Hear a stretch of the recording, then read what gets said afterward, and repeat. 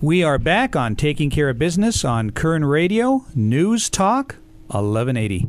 Brandon, he was fascinating. I could have talked to Andrew all day. I could talk with Andrew all day as well. You know, one of the interesting things about Andrew was that he was so eager to talk about ideas that he really didn't pitch the other book that came out this holiday season. It's a book for young adults. Yes. It's called The Truth of the Matter, and it's one of 3 published novels in the Homelander series.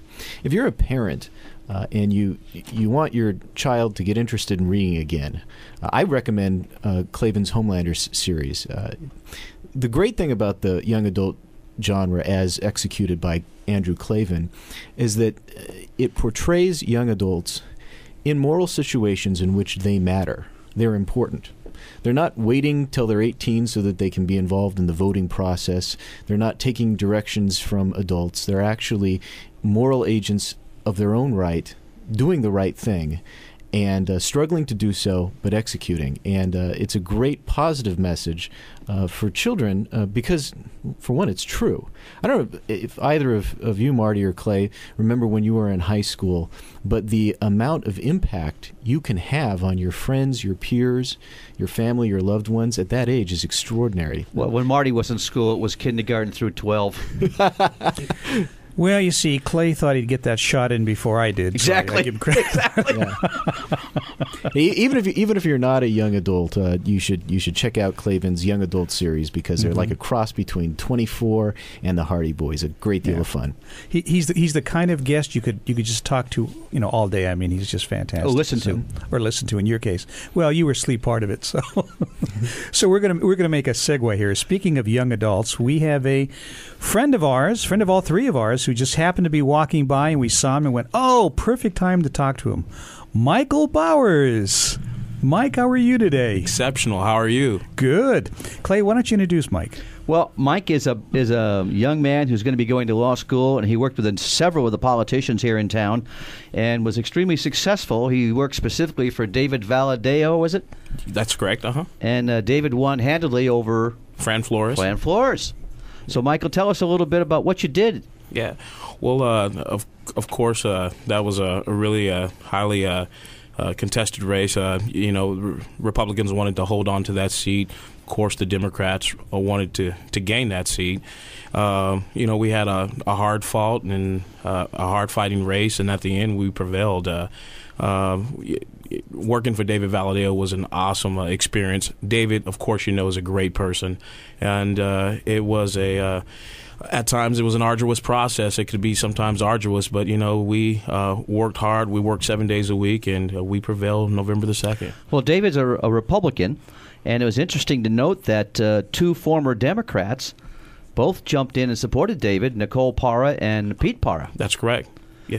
Well, Nicole, she came out and she endorsed Danny Gilmore in the last race against Fran Flores, and by her being a former Assemblywoman herself, she knows some of the contentious issues that are facing, the 30th district. There's a lot of blight in those communities, that especially stretching out to current the rural areas of Arvin and Lamont. But she knew that David Valadao would be the best person, and so with her help, she was able to sway some Democrats and some independents and some DTS, some declined to state, and we prevailed. So you don't think it was a personal family thing? You think she really wanted to support David? Oh, absolutely. I think that she wanted to support David. She's a bigger person, and Nicole is a great person. She wants to do what's best. So basically what you're saying is Nicole is not going to be on Fran Flores' Christmas list. She may be on her Christmas list. I don't think so. Now, Michael, you also worked on another campaign. Let's see. What was her name? She ran against Jerry Brown. What was her name again? Meg Whitman. Oh, Meg Whitman. Oh, that's right. Meg Whitman, the gal with all that money. Well, I had the great opportunities of being Meg Whitman's one of her African-American coalition. Are you African-American? They call me African-American. I'm a little mixture of everything. Clay's not too bright, but... Oh, yeah, I know. But I had the opportunity to be in the African American Coalition's chairperson for that, and we brought her here to Philly Dogs African American Coalition team. So that was great. It was great. I was at Philly Dog, and she came and asked if she could sit with me. Yeah, I was thought good. that was really nice. Yeah, well, she wanted to sit with someone who was a waiter at the Last Supper, so yeah.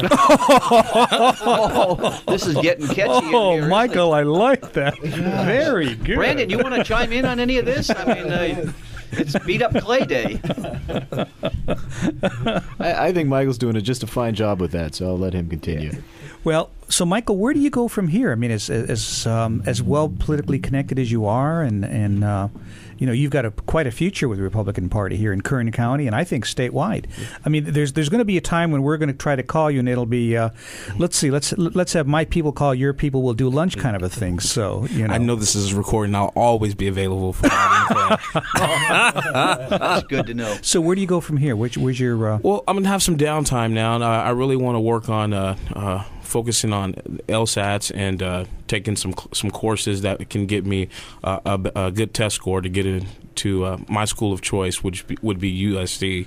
So I want to take some time and focus on that, and then do some other small business adventures. And you know what? The political season is right around the corner. We're getting ready to run into the presidential elections, and so I'll have maybe a 15-minute break, and then here we go again. Mm-hmm. Well, I understand you're going to be working with a little bit with 123 College. Yes. Which is an organization that finds grants and scholarships for kids. Absolutely. I think it's so important to during this economic climate, the last thing you want to face when going to school is money, and so to be able to have information for some of these college students and some of these high school students that are getting ready to go to college, the 123 program for college is going to give them the funds that they need, or provide the additional funds and information that they need to get there. Well, let me do a little bit of a selfish plug here. 123 College, what they'll do is they'll file the FAFSA forms for the family every year. Yeah. In conjunction with the parents. They'll do the negotiations with the colleges, and they'll find the scholarships and grants on a nationwide basis. They'll also help the students to increase their scores on the SAT or the ACT. Let's pick up from there when we get back on Taking Care of Business on Kern Radio Newstalk 1180.